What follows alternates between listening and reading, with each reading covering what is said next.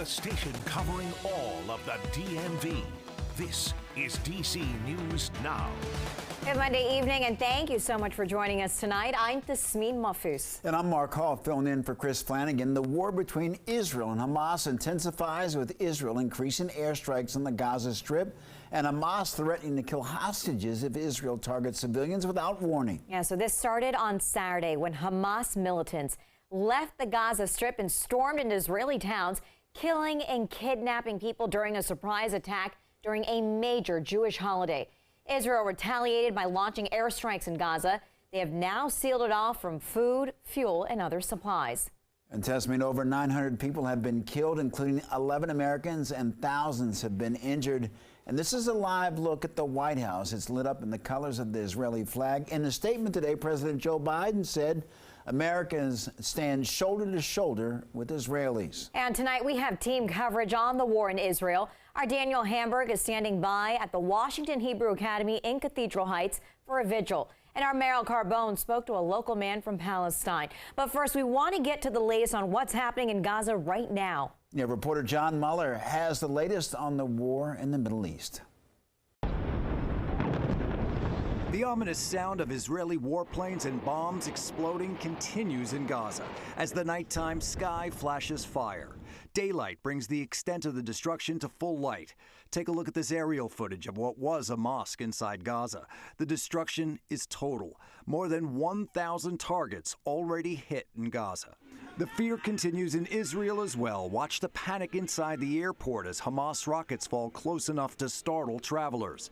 Journalist Lahav Harkov, formerly of Monmouth County, New Jersey, now lives in Israel with her 3 kids. I can hear the fighter jets flying overhead. I can hear booms in the distance of the Iron Dome defense system striking missiles.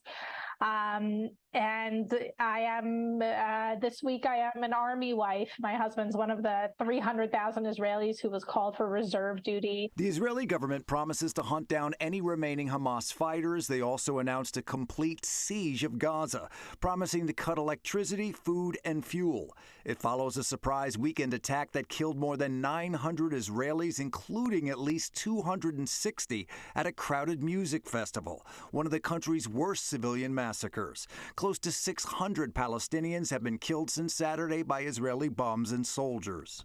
The U.S. is sending a carrier strike group to the region, which includes the Navy aircraft carrier USS Gerald R. Ford. The message clear to Israeli enemies. This is not a moment for any party hostile to Israel to exploit these attacks to seek advantage. Israel is now telling citizens to prepare safe rooms for 3 days' time. Scary to think what that could mean, that they're telling the entire country to prepare at that level. The UN says more than 123,000 Gazans have been displaced amid the bombing. The fate of more than 150 Israeli hostages taken by Hamas remains unknown.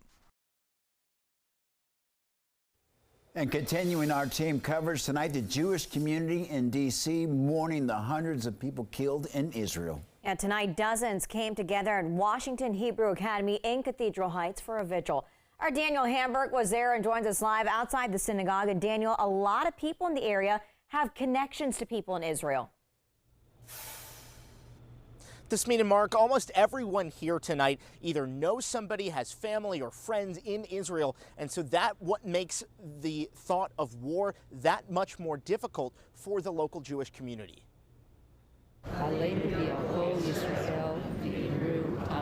Through prayer and song, members of the Jewish community in D.C. are standing together in solidarity with the people of Israel. It's really hard.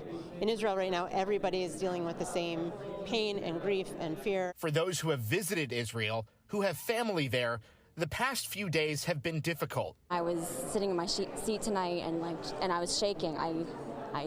It was like the most emotion I'd ever felt. I didn't know what to do. Emotions running high after terrorist group Hamas killed hundreds of Jews this weekend. Ron Halber says in an unprovoked massacre. They must pay a price. They must suffer and be destroyed. He says the loss is unfathomable. I'm still trying to grasp my head that 900 people were killed in a modern-day slaughter in the state of Israel that was aimed at killing Jews. Through grief, congregants here say it's comforting for the community to come together and something that needs to happen. A lot of people in our community have different stances when it comes to Israel and what should happen and what can happen. But I think when something like this does occur, it is really important for us to come together and stand for the state of Israel.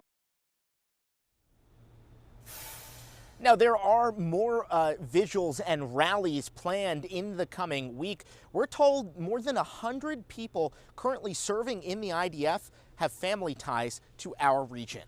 We're live in Northwest. Daniel Hamburg, DC News Now. Daniel, thank you. And some local police departments are stepping up security around houses of worship. That includes Fairfax County Police and Montgomery County Police. Both say they've increased patrols and visibility around religious institutions. Well, Tasmin, our team coverage continues now from the other side. Over the weekend, hundreds rallied in front of the White House in solidarity with Palestine. Supporters argued that Palestinians have been struggling for basic human rights for decades. They want to see a Palestine free of Israeli occupation.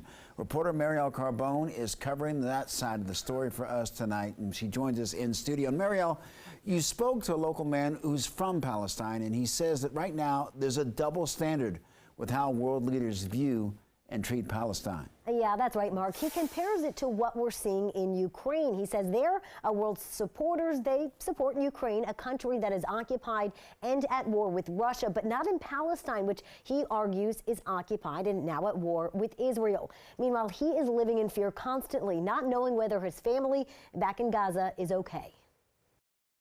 Soon as I heard there is a war and this shelling in Gaza, I was worried about my family. For Arif Ramadan, it's been a difficult 72 hours. Very hard, very difficult, feeling not to know how is your family is doing. Are they dead? Are they alive? Ramadan lives in Germantown now, but he's originally from Gaza.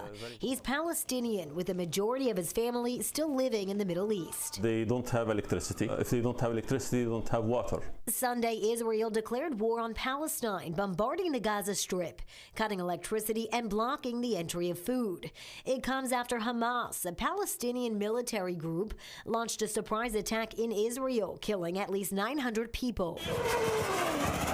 Despite the U.S. designating Hamas a terrorist organization in 1997, Ramadan says the world should be looking at this all differently. Your perspective, is Hamas a terrorist group? Your question should be on how to reach peace in the Middle East. Occupation is really the source of violence. If there is occupation disappear, peace will be in the Middle East. Ramadan says that's all his family wants. Palestinians are human just like anyone else, and they want to live in peace. They want to have their...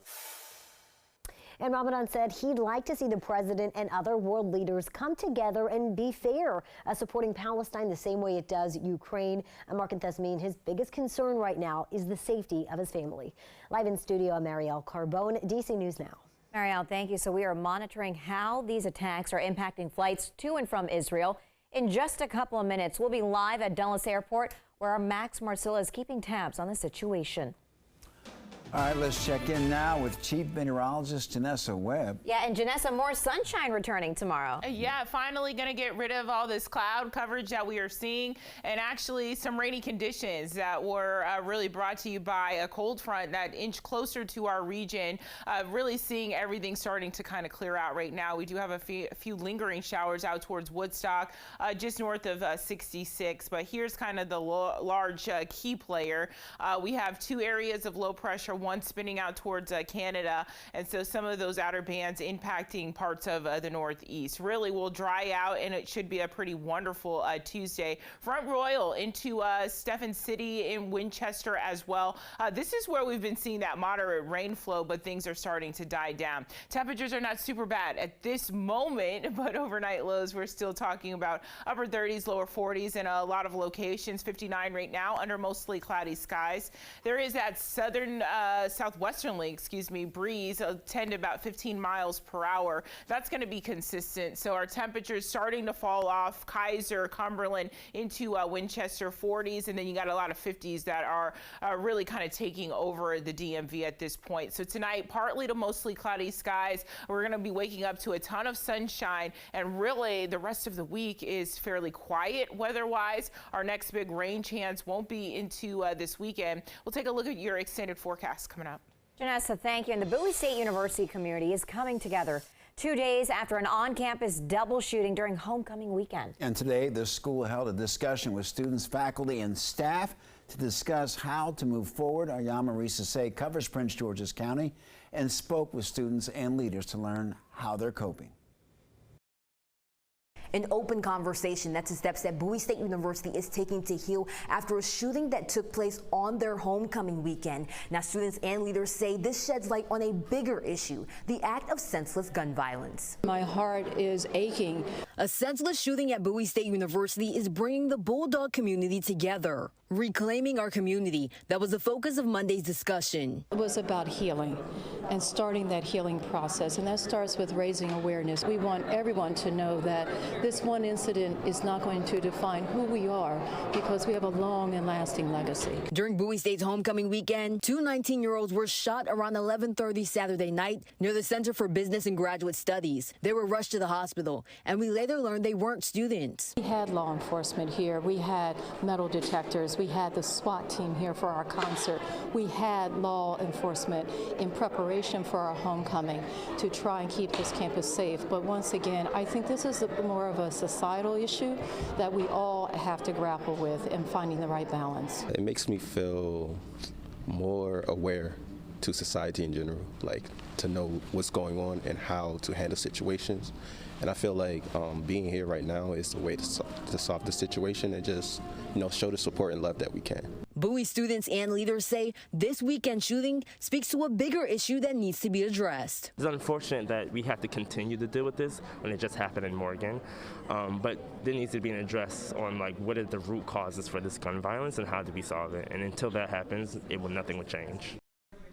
Maryland State Police say this is an ongoing investigation, and as of right now, they currently have no suspects. Classes will resume on Tuesday for Bowie State University. For now, reporting in Bowie, Maryland, I'm Marisa Say, DC News Now.